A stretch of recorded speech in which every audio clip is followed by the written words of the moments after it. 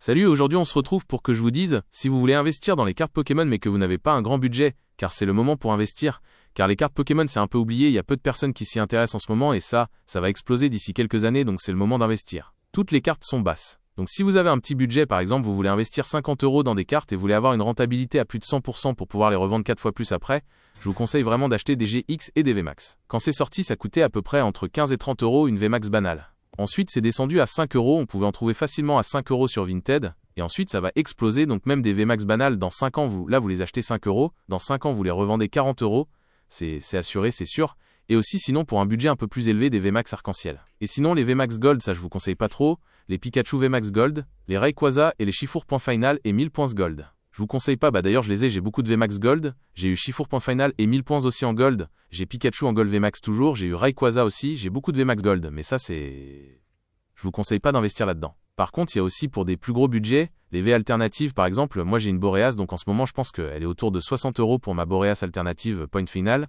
et je pense sincèrement que cette carte dans quelques années elle va valoir beaucoup plus cher du coup au cas où sur Vinted. J'ai mise bon à 170 à peu près, donc c'est beaucoup plus cher que ce qu'elle ne vaut, mais en tout cas pour des budgets un peu plus élevés, investissez dans des cartes V alternatives pour plus de conseils sur les cartes Pokémon et sur l'achat-revente Vinted. N'hésite pas à t'abonner et de liker cette vidéo.